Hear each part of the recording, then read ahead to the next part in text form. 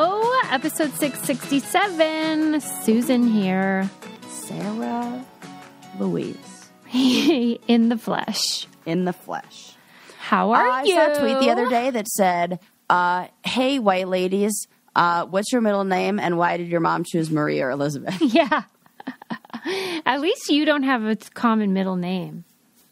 Whitney. Your mom was more, creative. She was inspired by the Queen. She was inspired by good old Whitney Houston. I swear, every single time I do this podcast, a little squirrel comes and joins me. And oh my gosh, again. It's like every single time. Co-host. I thought maybe he wouldn't come today because it snowed, but no, he's like the postman. Oh, that's nice. Very consistent. Yeah. Do you feed these creatures? Norm. Is that the no? What's the postman's name? Cliff. I'll name him Cliff. What's the postman's name? Cliff. Do I feed them? No. We're renovating this powder room, and I told Adam I wanted it to be a comedy bathroom, which is not a thing, but is for me. Like, where, go on. When I put pictures of like comedians and stuff and like different things I wanted the theme to be comedy. So he secretly ordered this custom wallpaper that's like, I don't know, just like a modern, like colorful print, and then like hid pictures of people from Cheers in the print. And it's not cute at all, but it makes me laugh. So I don't know if we're going to keep it or not. But no, keep it. It's hilarious. I'm going to need to see this. I'm going to need to see this. I'll definitely send you a picture because he wanted it to be subtle, and it is not. I love a novelty wallpaper. Do you? Love with like hidden stuff in it or like something. I love like a funky wall. I would have that all over my place, except I have those stupid textured walls. Ugh. You can't wallpaper. Why do people do that? Why do home builders do that? They made a lot of mistakes, and then they just like kept slapping stuff on. Like I have no idea. They made a lot of mistakes in the building of old casa. Mistakes were made. Autos. Well, yes. I'll keep you posted on this comedy bathroom. Yeah. I can't wait. Yeah, it's exciting. I mean, come on. And a bathroom, or as you put it, powder room, which, by the way, can we just like talk about how fancy that sounded? I was like, I'm just going to let this one fly. And then we're going to put a pin in it and return to that. But I know that's the right name for it. Oh. But it is so fancy. I don't think it is. It feels a powder room. I think it just implies there is no implies shower. That I have powder, like to put on my face. And, like, that's even fancy for me. Like it probably has SPF in it. So. Well, I am a fancy lady, so yeah. But a novelty one is really fun. Eli in his powder room, wink, wink, has a poster, sort of like a print that has all these little teeny tiny circles, and in each circle is some very X-rated, like erotic cartoon or like booby pic or like, and I love it. It's very small. Very small. So you don't necessarily realize it. Correct. Until you get closer. And then you're like, ooh, boobies. Oh my God, there's pornography. Totally comedy pornography in our bathroom. Come to our house. X-rated. Come at our house. No, come in our bathroom. Wow. I didn't mean that to be a joke, but that was. Oh my gosh. Do other people have themed bathrooms aside from like beach? Oh my God. People love the worst. People love or here they have the cottage. It's like not cottage, cabin, like log cabin. It's like a lot of plaids. Oh, I like that. A lot of, like, because they're, the rentals. But anyways, none of this is what I was talking about today. Mm-mm.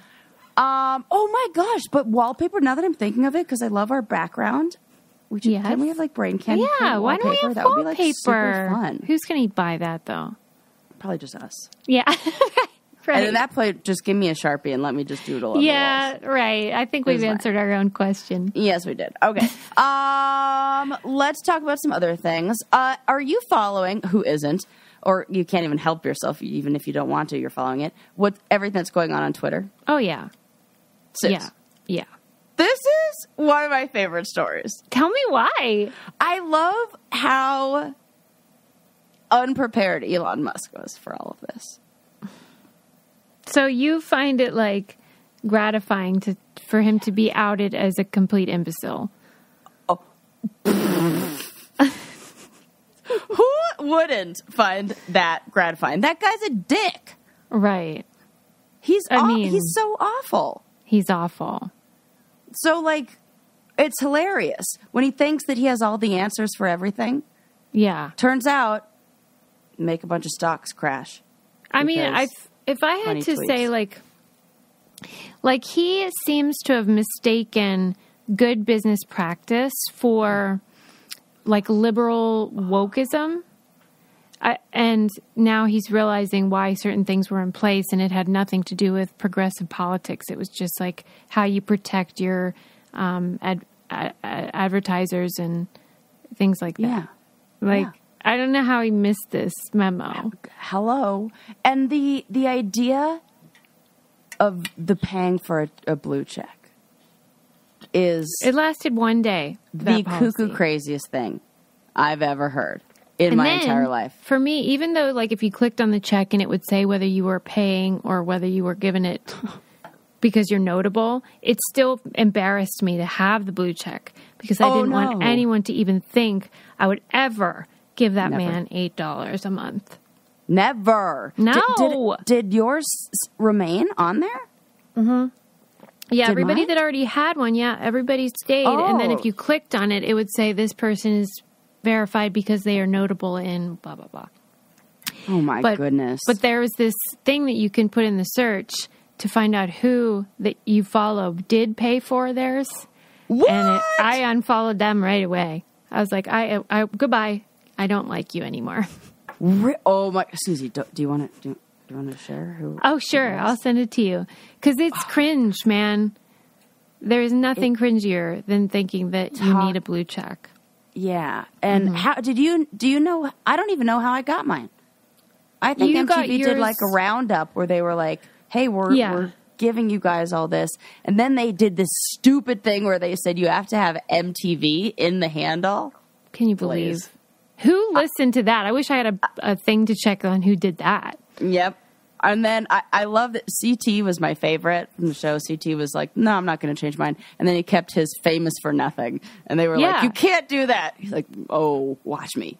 Yeah. You can not verify. Go ahead. You can. I don't care. It's the best to have the not give a fuck attitude. Well, right. And that can protect you from a lot of stuff. If you do not give a shit, then you don't get roped into paying $8 a month to Elon Musk.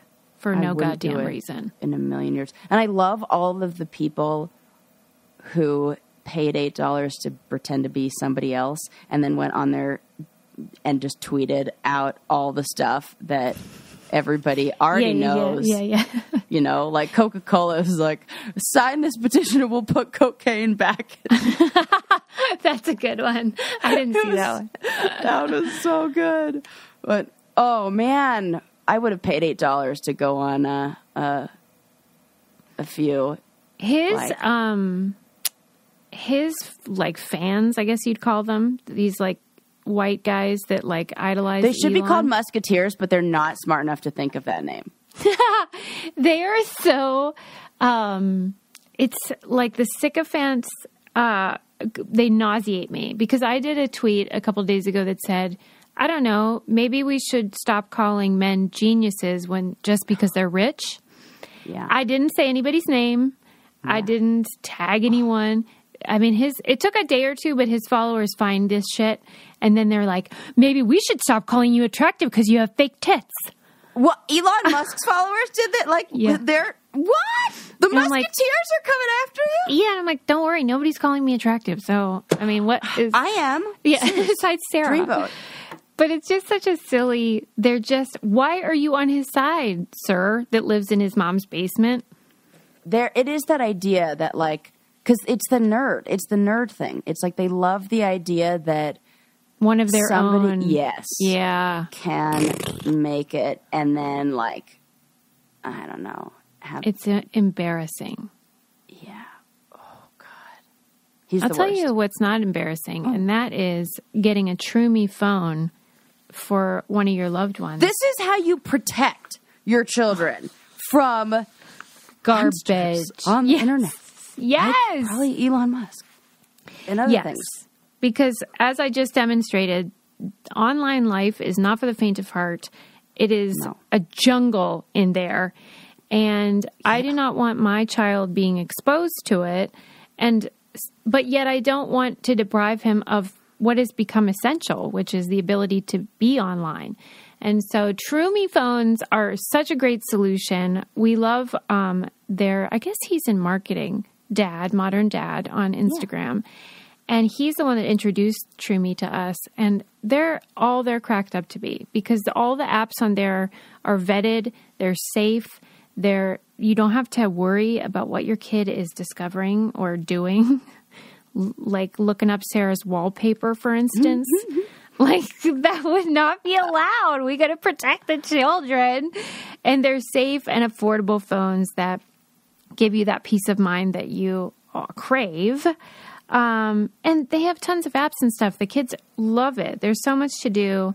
They're easy to set up. And then there's like a parent portal where you get to decide what's cooking and like when they can use it and when they can access things and what they can access. So they gave us a deal for our listeners, which is so nice. If you go to truemi.com/braincandy, and that's spelled TROOMI.com/braincandy, you can use our code CANDY for $75 off the purchase of any TrueMe device. And these things are like indestructible. They're awesome. So that's truemi.com/braincandy. Use code CANDY for $75 off the purchase of any TrueMe device. Yeah, man. Yeah, man. Just keep you safe. Ugh, predators. Exactly. Yes. Also, other guys who are doing insane things right now. How many kids is Nick Cannon going to have? I mean, honestly, you should just go through my tweets. Mine went like BuzzFeed picked my tweet up. Really? Yeah. What'd you say? I said, how about you let me know when Nick Cannon is not expecting a baby? And that it really was more about the fact that the press keeps covering it. Right. Like, I stop giving him attention for it. It's really gross. Which is what we're doing really now. See that he is. I know he's a narcissist. But like you told us that when he was at like 6 or 7. Yes, I did. And I love being right. Yeah, I love it. It's like my favorite thing. Boy, are you ever! But like, the more children that come, what does it do? Do we add any diagnoses? Because it's got to be more than just narcissism. I don't know. It's the same thing that whatever those doctors who inseminate the women, the fertility doctor who has like 1,000 bajillion kids. But it seems like it just started all of a sudden. Like you just had those 2 with that Mariah Carey, and then maybe one other one. No, I think he had other ones. Oh, see, this has been a steady growth. I have no idea. It just feels like an explosion of babies. I saw something that he has to pay like $3 million a year in child support. How does he have that much? I don't know. What is he even on? Nick Cannon Wildin' Out. On MTV. Is that still on? I think so. They should cancel it. This is who cancel culture needs to come for. What if they can't? Because Nick Cannon's also a producer, and he's like, I have mouths to feed. And they require silver spoons. Okay, so we diagnosed him. You did. And I agree. What do you diagnose these women with? Just low IQ? Suze, what? I can't just go around diagnosing. For fun. Not as a professional, as a podcaster. I don't know. I think just dum-dums. Like, there's got to be a little bit of that same narcissism in there too. Because it makes them feel special. Yeah.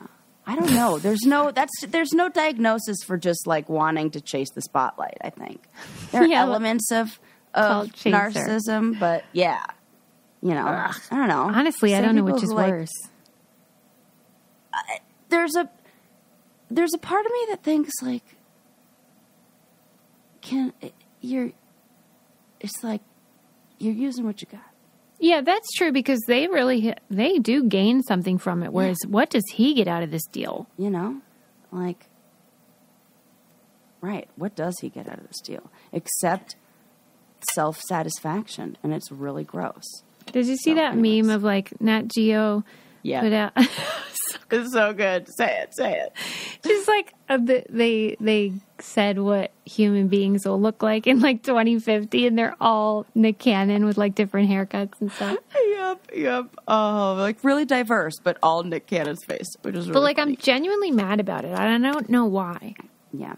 But I have something that'll make you happy. Okay. That is about kids. And I hope that maybe some of Nick Cannon's children are going on to do even a quarter of the things that these amazing kids are doing. Suze, this is the coolest thing. First of all, talk about dum-dums. I feel like a dum-dum when I read all of the amazing inventions that these young scientists came up with. 3M holds a yearly contest called the Young Scientist Lab. I had so much fun looking through the archives of this and looking at how many cool things were invented. These kids are so fucking smart. First of all, shout out to all the 2022 finalists. There were 10 of them, and of the 10, 8 were women. No, I love this. They are so young. So Aww. the winner is so badass. She invented, her name's Leanne Fan, and she invented something that she calls the Feinstein headphone. And it is headphones that use ultraviolet or ultraviolet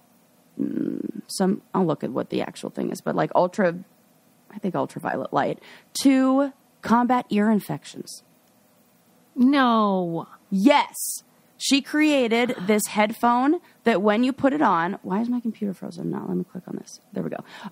So when you put it on, and it uses this light that we've known for a long time to fight bacteria and kill things that are in the ear. Mm-hmm. And she came up with something that's super, super low cost. It treats mid-ear infections. Oh, blue light therapy. Yeah.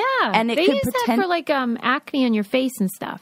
Yeah. And she took this simple technique or simple previously used invention that was created by somebody called Feinstein, F-I-N-S.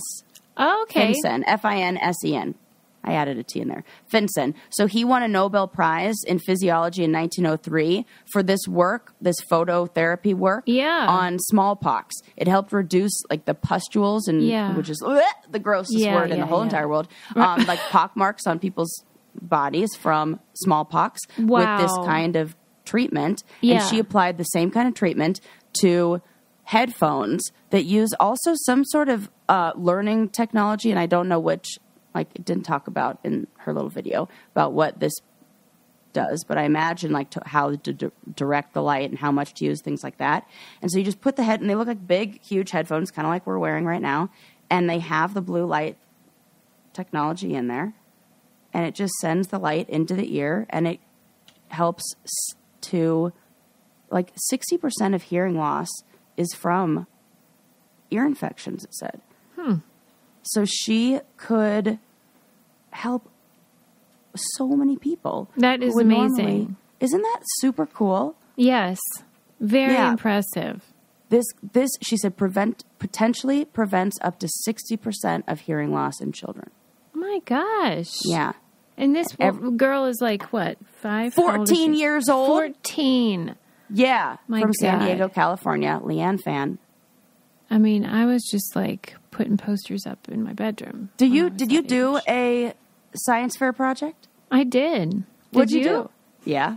What was yours? I bet What was yours? I'm asking you first. Mine was a hurricane simulator. Well, that's very good. Yeah, I won first prize. What? Blue ribbon here, baby. I vaguely remember this. Yes. Yeah. Blue ribbon science award winner. Thank you. What was yours though? Mine was so dumb. No. It was. I was phoning it in, and I was like, "There's this." We already know the answers. Do dogs prefer any color ball over? I love that. What's the answer? No, it just there are too many variables. Oh, and like, are they colorblind or something? Probably. It was loosey-goosey. Like I wasn't winning any awards. I love yours so much. I just wanted to like somehow involve color theory in there. I just remember that makes sense because you're very passionate about it. Yeah, because like maybe they like a red ball because you could see it better, or a blue ball. I don't fucking know. Oh my gosh. Darn it. Not as good as a hurricane simulator. Listen, well, let's be honest. I was riding the coattails of my best friend Leah, who is way smarter and way more disciplined than I am. But it was like so great to be on. It was like when you're in a group project and then, you did it as a pair, and she like, that's really cool. Yeah, she actually, is smart and capable, and I was like just silly. But I loved that blue ribbon, man. I was psyched out of my mind. Heck yeah! Do you still have it? No, I should. Does your mom have Damn it! Somewhere? No, Peg, are you kidding me? No, she used it to make a new Trump flag. Stop being hilarious. No, I'm just kidding. Okay, but another thing that Peg would probably not care about, but I do, is Julie, which is a this is so good. emergency contraception that we are so happy to be partnering with. Excuse me. Julie stops your body from releasing an egg. It uses the same active ingredient as Plan B, so it prevents or delays your ovulation, so there's no egg and therefore no fertilization and therefore no pregnancy and no risk to future fertility. So we want to encourage you guys to use Julie, and they have a really cool setup where you can get advice from medical professionals. So you're not just like, what do I do? I don't know. Like, you're not alone, and they can help sort everything out for you. It's legal in all 50 states. You don't need an ID, a prescription, or a credit card to get it. You can go to juliecare.co to learn more, or find Julie at your nearest Walmart today.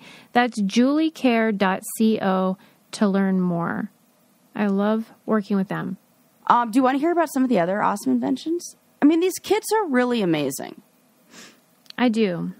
What was the one that you felt like was just, how did they think of it? The headphones.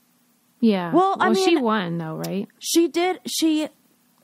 I wouldn't say that it's like the one that I thought, oh my God, how did they think of that? I think she did the best job combining, which are the best inventions. Yeah, like where you build upon. Yes. Mm-hmm. Where she was like, wait, why don't we just use this for this? And it's so simple and it's so easy. Like, a lot of the things that the kids are coming up with are like biomarker detectors or things to, like, for early disease detection that are using other kinds of detectors. Like, I was thinking, I took a COVID test the other day and I was like, man, this is amazing. It really is. Just swab my fucking nose and this thing is like, nah, you're good. Yeah. I mean, not that this is the same, but you know how they have the cat litter now that when the cat pees in it, it turns a certain color if they have certain illnesses? Like, the color varies. Yeah. So, like, if your cat has, like, I don't know, urinary tract infection or whatever. This is smart. See, a kid probably thought of this. It was like, why don't you make that turn a different color? Like, when they think of this stuff, I'm like, man, yeah, this is why I have a podcast, and they, are creating solve problems. A 13-year-old developed a biomarker, something that helped detect the gut microbiome of individuals who have autism or are more likely to have autism spectrum disorder, so that you could diagnose earlier. Get out of town. A 13-year-old, Susie? I cannot believe that. I know. I didn't even know that it wouldn't have even occurred to me that there would be a difference in the microbiome of someone on the spectrum. Yeah, that's where a lot of, like, now studies are showing that's where the majority of, like, serotonin is created. Mm-hmm. That the gut is linked to so much. So I'm sure it's connected to way more of our neurological, like, activity and even just, like, health. Whatever it is, like proteins and a bunch of stuff that I don't know about, but these freaking 13-year-olds do. Wow. Where they're really listening in class. Like, I'm like, what are they teaching? Where this is what you're picking up? Oh, my gosh. That feels miraculous. That's really cool.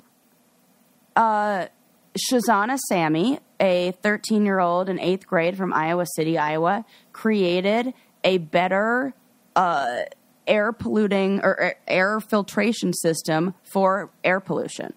She created a 5-stage prototype with a filtration system that helps it so if we have another situation where we need masks, she's got a better filtration system and we will. Yeah. I love it. What's your theory about why it's 8 of the people were girls? I love this. And none of them, or I'll say 100% of them were, I don't even they come from families that aren't white. Yeah, I like that. All of them. Yeah, all of them. Holy heck. Yeah. All minority That's wonderful. families. Good for them. That's great. Yeah. And I couldn't speak to how long their families have been here and things like that. But they all, And you think maybe fucking crushing it. Boys are more inclined to be like, nah, I'm not going to do that. Or what? No, I want to say it's just because girls rule and boys rule. I mean, that's accurate. We're going to be mad at me for that. No, I don't know. I think I can't even speculate, but I think it's really exciting that there are a lot of girls who are excited about that. I think what I do see through wonderful people like Kate the chemist, who's come on our show before, science is exciting for girls because it seems new. It seems like now I have access to this. What? I could do all this? And that excitement, I think, maybe has created a little bit, I don't say more of a draw, but I could see if I were a little girl and you told me that I could do the fun things that kind of seem like they're for boys but aren't, only because of how we live and fucking patriarchy. It would be really exciting. It would be ooh, that's what I want to start to. It feels like you're, I mean, for the same reason I joined the Firefighter Explorer program. Because I was I want to be the only girl. How old were you at that time? I had just moved to Orange County. It was in Mission Viejo. So I was 15. I mean, that's adorable. And I was very good at rolling the hose very fast. I always won the races of rolling the hose. What do you think it is about you? I think I just was better. I was lower to the ground. I don't know, good. I could squat down better. Lower center of gravity. Was it mostly boys? It was all boys. Shut. Yeah. How many boys would you say? There may have been 10? one girl. 10 to 15. And you were the only gal. Yeah. Yeah. Wow. I tip my hat. That is really cool. Yeah. Did you feel intimidated? Uniform no, I loved it. Are you kidding me? I was super into it. When are you ever intimidated? Do you even know what that means? Yeah, you know what I'm intimidated by? Other women. I'm intimidated that by makes sense. Women who perform femininity and stuff. Yes, who perform femininity because I'm you guys are so pretty. And I don't know how you do what you do. And it just feels like another species. I know what you're saying. Amy Schumer has some joke from some movie where she's okay, if those are women, what am I? Or I feel like I'm a woman, but what is that? That. That makes sense. Because it feels even, I remember my little brother had a girlfriend who was 6 years younger than me, but she looked like a freaking Playboy bunny. And I was Playboy Playmate. And I'm it's the worst. What? She had the big old boobs and cute ass body and long blonde hair. And I'm just well, we're different. We're different. Well, yeah, because you're a different kind of gal. Yeah. And that's fine. That's I'm alternatively adorable. Well, I'll tell you, I feel like women in your category do much better long term in terms of aging and stuff. See also the Real Housewives franchise.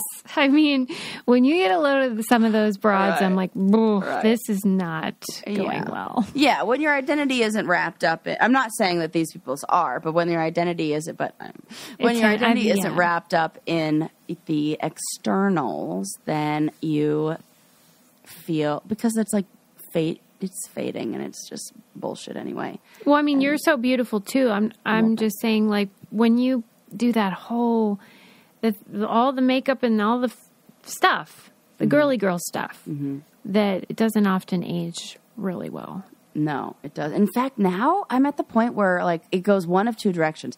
I either have to put on so much makeup, I feel like a drag queen. Yeah. Like, so much. Like, Halloween, great, looked awesome, but I was wearing a ton of makeup. Or none at all, like, just almost nothing. Because, like, just a little bit, I feel like a clown. Like, I feel like I look ridiculous. I know what you mean. What is that? I can't stop, but I know what you mean. What is that? I even thought I need to tell the Brainiacs who I met in Chicago that, like, I was wearing stage makeup. Like, I don't normally wear an inch of foundation. Like, I love makeup. Told them I should put on more makeup first. Stop. I just thought, oh my gosh, what if they think I do this all the time? But it was specifically for stage lights. So, you know, whatever. I'll tell you what else is helpful if you do want to look your best. And that is Nutrafol. Oh, definitely. As you may have heard, I had a freak hair incident in the year of our Lord 2021 or 2022. And half of my hair came out because of a botched bleach job. It made me very compassionate towards all the women who have, like, you know, when after you have a baby, or like when your hormones change at different stages of your life, or even like during the pandemic, a lot of people have had hair thinning. And it is so scary sometimes, and it makes you feel like, what is happening? Like, you have no control. And so what I really like about Nutrafol is it gives you back some of that. It makes you feel like, okay, calm down. There's some stuff you can do to facilitate, you know, better hair growth and hair health. And so I love taking them. I find them very effective. I'm so, like, see, look how long this piece is getting. Oh, right? Yeah, that's way longer than before. Way longer. I watch it every month. Yes. And it's like, it's never fast enough. Believe me, I want it like all back right this second. Yeah. But any little bit is so helpful, and I've really enjoyed using Nutrafol and finding it very effective. You can grow thicker, healthier hair and support our show by going to Nutrafol.com and entering promo code BRAINCANDY to save $15 off your first month subscription. This is their best offer anywhere, and it's only available to U.S. customers for a limited time. So it's Nutrafol.com. Enter promo code BRAINCANDY. Wait. Oh, I also should say, plus free shipping on every order. Okay, I said all that. Let me spell it out. Nutrafol.com, promo code BRAINCANDY. It's great. You'll love it. Okay. I have a lot of friends who have had babies who love this. This is like, you know. It's the go-to. Yeah. I tried to send it to one friend. She was like, oh, ready, got it. For real? Yeah. Yeah, because it's effective, and it feels like, okay, got to get my hair back here, people. Yes. Okay. Yeah. I wasn't going to bring this up, but it was funny because in doing my research for this episode and like looking at, what do I want to talk about? I saw this story come up in like 3 different publications, like newspapers or news sources. Then I also heard them talk about it on Wait, Don't Tell Me. And I'm like, why is this news? This is the dumbest thing I ever heard in my whole life. Okay. This man from, I don't know, wherever the fuck he lives, somewhere in America, ate a rotisserie turkey, a rotisserie chicken every day.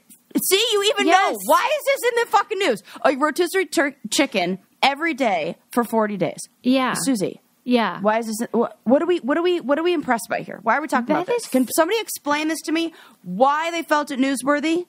It's not hard. I got one the other night.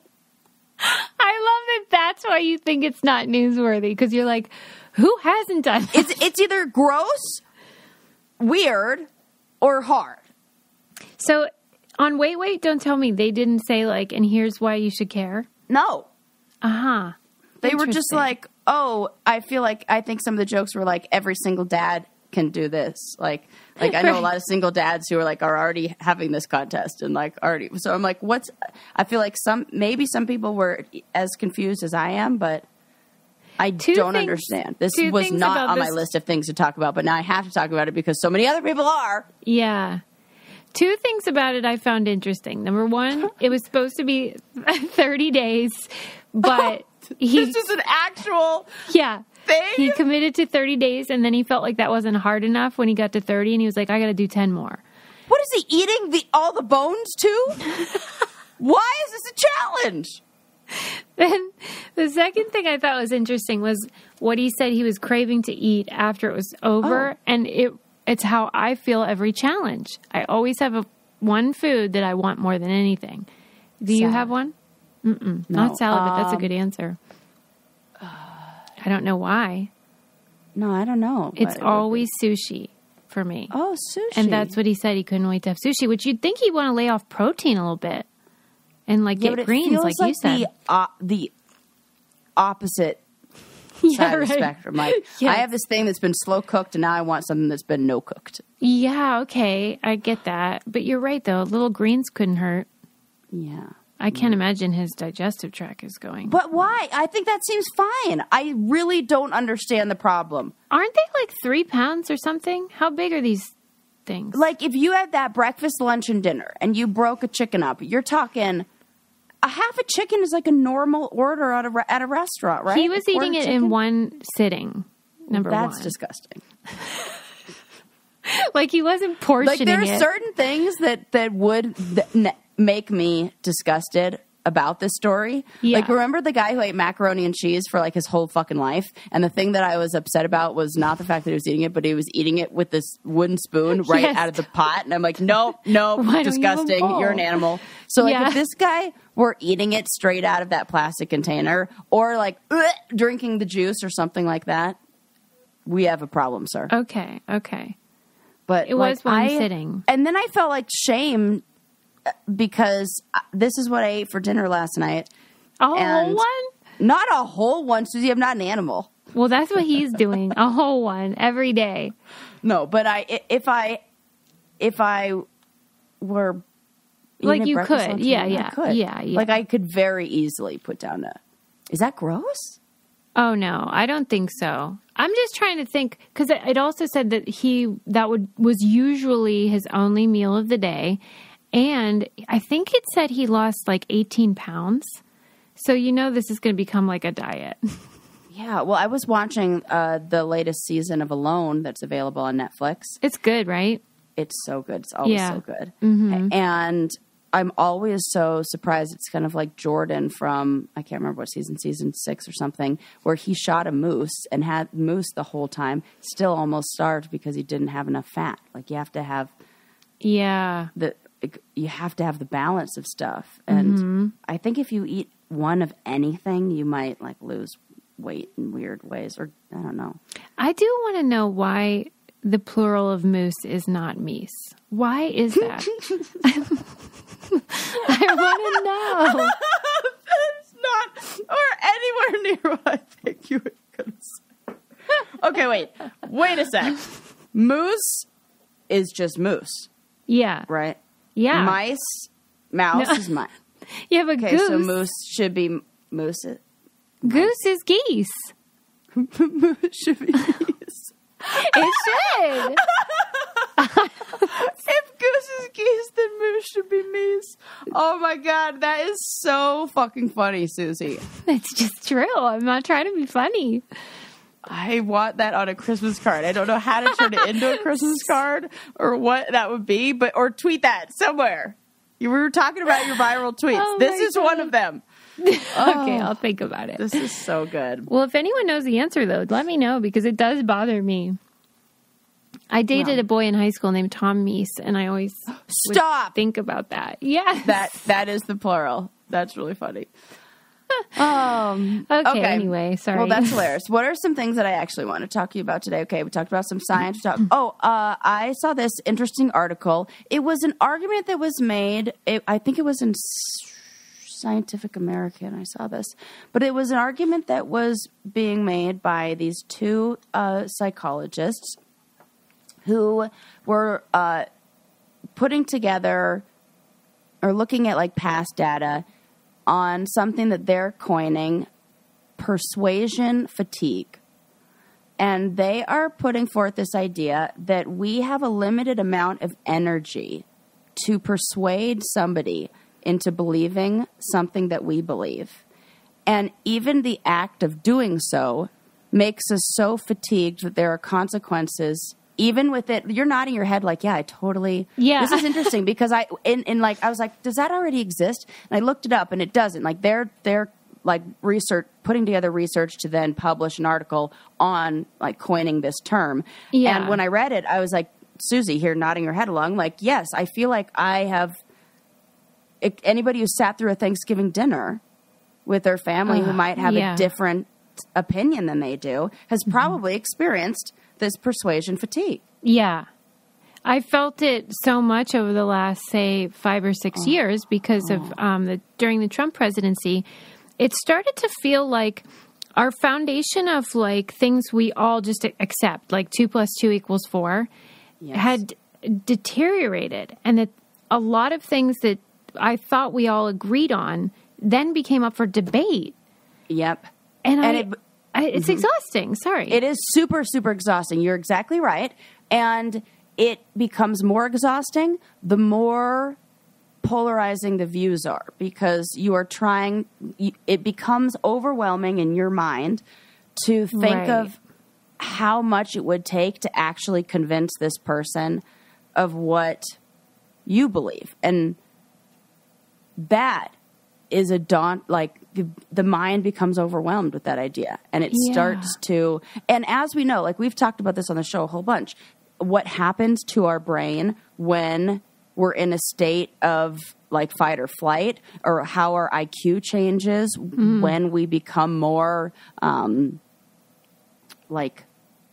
engaged or in more on alert or more activated like that. And it works against us in the fight. And that in and of itself becomes frustrating. Like our mind recognizes that it can't get the points together in the same way it could in the beginning of the conversation. So then it starts to panic because it feels like, well, this is what I've set out to do, is like convince this person of this other thing, and now I can't do it. And then I go into panic mode more, and it's just this self like what do you call it? Like perpetuating. Yes, self-perpetuating cycle. I feel like it's you and Adam in every argument you've ever been in. Because you guys... I was like, yes, article, I relate. You guys think differently, which comes in handy in so many ways, but probably not during a fight, where you have to be kind of methodical about recall and presenting information. Absolutely. It didn't even talk about that in there. Take that into consideration. I wonder... Well, because that's what a fight is, right? You're trying to persuade someone that they're wrong. Yes. That's exactly what it is. And the article gave little hints or little tips on how to persuade somebody if you want them to change their mind. What you got? Anything? One of the things that I feel like is the most helpful is, it's kind of like that. What I was saying before is, when the ideas are very, very different, it can be hard to persuade somebody if there's a lot of room for them to go.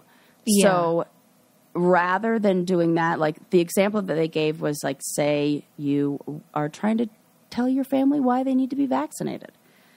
That just saying you need to be vaccinated against COVID probably won't do the trick.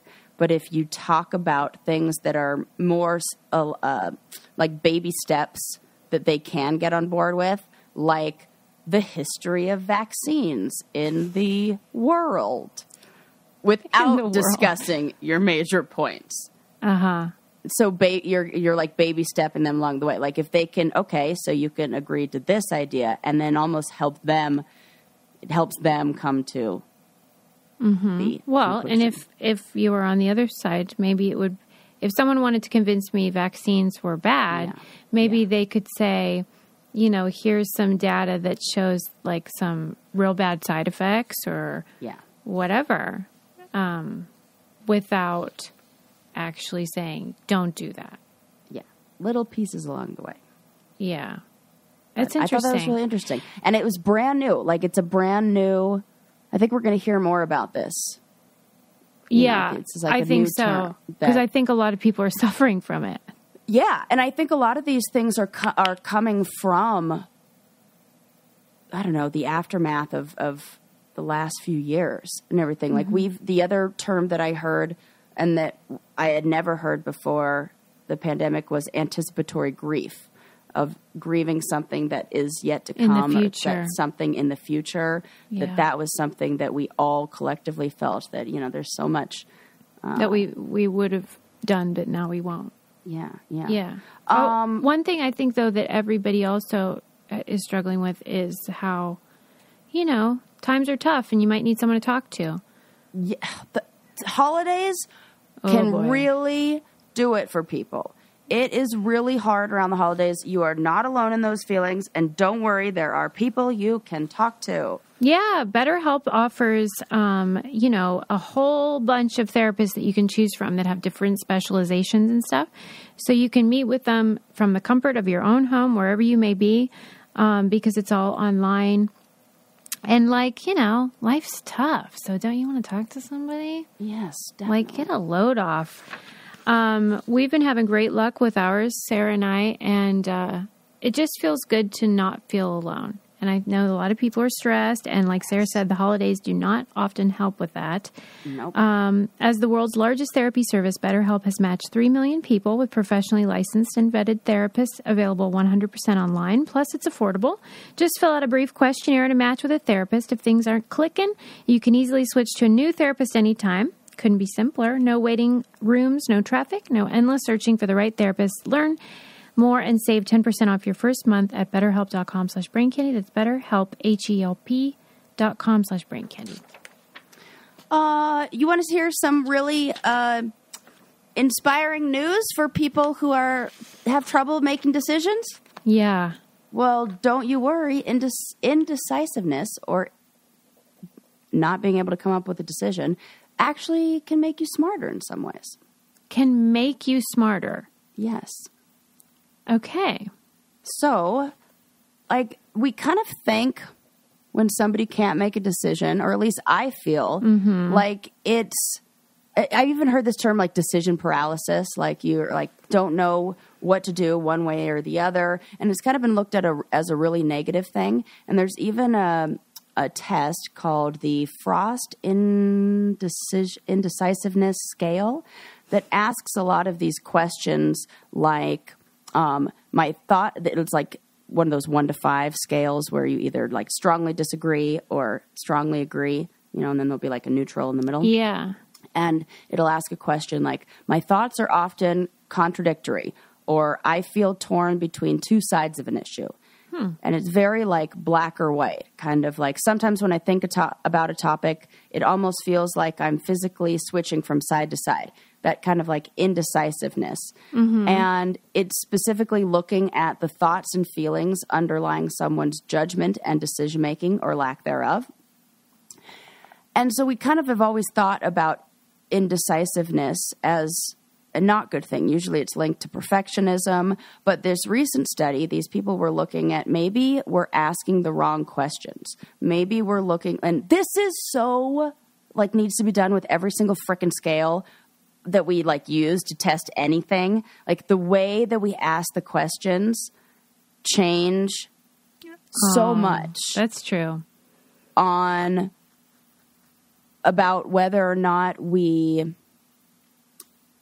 how we answer the question, or what the conclusions will even be. That's true. So in a lot of data collection, yes. They really have to be intentional with the wording of each question that they ask people. Yes. So they looked. So instead of giving this black or white answer, they looked at more scenarios that would lead people to maybe go back and forth and look at somebody's. What was one of the examples they gave? They didn't want it to be oversimplified thinking where you're just do I want to do this or do I not want to do this? They looked at somebody's struggle to make a decision and asked, why would somebody struggle to make a decision? What kind of things are they considering while they struggle to make that decision? So they would ask questions that got to more of specific answers. let me give you an example here. So they wanted to give a scenario. So the scenario would be like, you meet a person and you need to find out whether he or she is an introvert or an extrovert. You guess that the person is an extrovert. Which of the following two questions would you ask? Would you ask, do you like spending time alone, or do you like going to parties? The second one, I guess. Do you like going to parties? So this is really interesting. Many people pick the second question, which is a sign of confirmation bias. You're only looking for the information that agrees with your assumption. Most people choose that one. Do you like going to parties? You guess that the person is an introvert. That's given to you in this scenario. So you ask a question that would confirm this. Do you like going to parties? Yes, you're an extrovert. So when you look at people who have what they call, instead of indecisiveness, they call it trait ambivalence. Trait ambivalence is the people, or are the people who have trait ambivalence, are the people who kind of sit back and go, maybe there's more information that I need. And they've kind of gotten this bad rap, or they've been this, like, I don't know, group of individuals who are the deep thinkers who get put in this category of like, oh, you're just indecisive.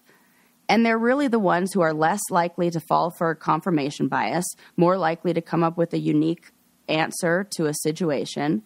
And it's just like a nice, fun way to think about your indecisiveness instead of as a thing that hinders you, as something that could be a good thing.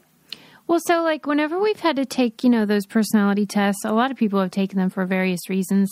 And do you ever find yourself thinking in your head, well, it depends, like whenever you read the question? And yes, I assume that's sort of what you are describing. Absolutely. But, like when I think about how words can make a difference, the thing that's getting me is that it says indecisiveness can make you smarter.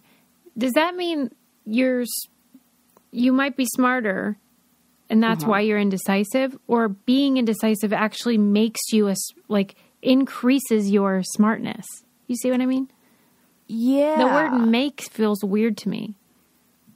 Okay, so like it means you're smarter. We can That's say, a different thing. It says that this,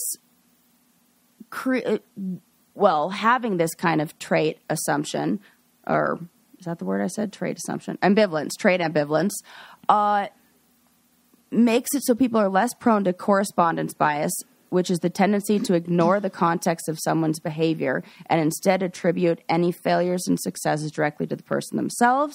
It also has the, like we were just saying, that whatever you've experienced bias of like the confirmation bias, like you're looking for information that agrees with your own assumptions. So I wonder if you had that from the get-go, if it would make you question more things, that would make you go, what else could you do? Yeah. It would lead you to be more curious. And I think if you are a more curious person, you are probably smarter. Yeah, I agree. I think that they should change that word then in the title to instead of make, it should say mean. Like means you're smarter. Yes.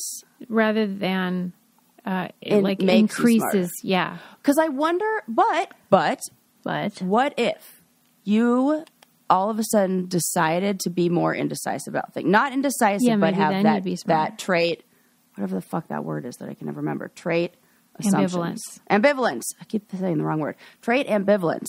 Yeah. If you decided to be a little more like that. On purpose. Then you'd get smarter. You'd probably get smarter. Okay, I like that then. Okay. That's good. Yeah. I do understand that, though, because I often think about that with us, that sometimes being open-minded can totally open you up to all kinds of problems. Like on Things We Got Wrong, I said to Sarah, I feel like I have two people inside of me. Like one can be real mean and sassy and rude, and then the other one's like, oh, but I don't want to hurt anybody's feelings or whatever. And that's good. That's that kind of, I feel like, a little bit of both. Like we can have a little bit of that indecisiveness or like And like, I know for sure That's exactly you're what that so is. That's open-minded that like if somebody makes a compelling argument, you're like, okay, yeah. But then if the opposing point of view did it, you'd be like, I see that too. Which is good and bad, I guess. I'll be ambivalent about that too. At the end of the day, it's I don't know if it's necessarily implied, but it's the hope that being more considerate or taking time to kind of think of different options or possibilities would lead you to make a wiser decision. Yeah. And that is what when you combine the different studies they show, that hesitation often leads to making a wiser decision. Yeah. Okay. I like in that. every fucking situation, now that I think about this, except multiple choice tests when we were in school. Remember how they say always go with your first gut. So that is Yeah, because you can like talk yourself out of it. Yeah. Yeah. But maybe we're talking ourselves out of everything. I know. Right I am right now. I'm like, well, is on it the even other a good hand, idea? What does Medium.com really know? Let's wind it down, Sarah. I want to say one more story. Oh, I have okay, to get in here. I'll forget it, and I definitely will forget next week. And it's super quick, and we have to talk about it. Mermaids saved a diver. Oh, Lord. Off the coast of California. You do this on purpose. I know. What are you talking about? But not real mermaids, but sort of real mermaids. So there were these divers these women who were practicing for, to do those shows where like they get in the mermaid costumes and they go under and they like do their little show thing. Yeah. And so they were doing some safety training on like what to do if there were an emergency underwater. And at the they were out in, like kind of near like Southern California, like Orange County area. And they were in a popular dive spot, and there were 3 divers who were veteran divers out diving. One of them had some sort of accident with his dive stuff. I don't know what happened. But he started drowning underwater, and the mermaids, as they were practicing, caught glimpse of the guy who in his mask was foaming, like had foam in his mask, which the one woman who saved him said that is a sure sign that somebody is asphyxiated, like dying, like drowning while they're diving. So she took off his mask, gave him in the water CPR, saved his life. And all the 3 mermaids came to, and the guys like talking about this story were like, see, this is what they should have been talking about on Wait, Don't Tell Me. They missed the freaking mermaid story. Said we're talking about fucking 40 chicken guy. That is so true. See, this is the real stuff. This is the good stuff. So they all swim, and like the guys who were diving were like, next thing you know, there are like a team of mermaids around us who are swimming, and there's like somebody caught a photo of it, but and isn't it amazing? I totally thought about that scene from Hook when he falls into the water and the mermaids like give him mouth to mouth and save his life. I'm like, that totally happened. And the guy was like, yeah, it was awesome. Yeah, I love when they kiss me underwater. And he's like, he's got an accent. He's like from like Cuba or something like that. I don't know where he's from, but he's like totally got the accent that makes it even better. I'm like, this guy is the man. I don't understand. It was a good story. How they do CPR underwater. That is like you plug the nose, and then you breathe air in to get the lungs inflated, I guess. And that's incredible. And they saved him. Wow. And she was like, it was so crazy that he needed the exact stuff we were training at that moment for. Like this is what we were learning. And the guys were veteran divers. They had been doing this for years. They noticed something was wrong and they couldn't get their friend to safety. And so saved by mermaids. Wow, that is really funny. Were they actually in like their mermaid tails and stuff? That full is great. Costume, full tails and everything. Jesus. He's like, wild. Could you imagine? He must have thought he was dead. He must have. He's like, well, this is what heaven's like, and heaven is awesome. Pretty great. Turns out, real life. So good one. Shout out to those ladies. Yeah, I good had to job, throw that Sarah. in there. Yeah, you did. I got to make sure that you get the mermaid story. So good. Wow. Well, if you need a recall here, or like a, what do you call that? Like a roundup. We talked about the implosion of Twitter. Yes. Happening in real time. Yes. Nick Cannon's fertility. What else do we talk about? Oh, the gals trait who are ambivalence, which may help you in the long run. So if you feel indecisive, don't worry. You just say, no, I'm not indecisive. I just have trait ambivalence. Remember when I had trait ambivalence about whether I should call 911? I was like, Adam, should I do it? Always call 911, except if it's like nothing, and then don't. Right. I know. That's the thing. You don't want to be like a hysterical woman and then be like, oh, geez, this lady. Oh, jeez. But also amazing girls inventing awesome things, and I don't know how they do it. It's incredible. Blue light headphones. Blue light headphones. Man, amazing. So good. Good job. We're going to see these on every, what do you call those? Baby registry. Yeah, right. Do you imagine? For real. You just put on headphones and it gets rid of your kid's ear infection. Yeah, because I had to wear tubes, like when you get too many ear infections, you get a tube put in there. Yeah, who had to do that? My pediatrician or whatever had to put tubes in my ears. In your ears you had to have them? Oh, no. Yeah. That's part of why I got my tonsils taken out, because they were all connected. See? And it was it's real bad. We could have just gotten headphones. I know. Who knew? Well, yeah. Well, now 3M and this gal does, and now they're working on the patent for it. So. She's awesome. So and you cool. guys are all awesome because you keep buying our merch, and it's so great for the holidays. Oh, check it out. I wanted to say, did you know that if you're like, oh, I want an ornament, but I want to be able to have like a fun brain candy thing to stare at year round, guess what? There's a magnet on the back, and they're magnetic. I did not know that. I have it clipped to my mic stand right now, Suze. It's an ornament / magnet? Yeah, look. What? Magnetic. Wow. Put on that side. Okay, well, now you really need to buy them, you guys. Thank you to everybody. Magnet. That is really cool. You got to get one. We got to all have one. And check out our Patreon if you want more content about reality TV and all that jazz. See you next time. Bye.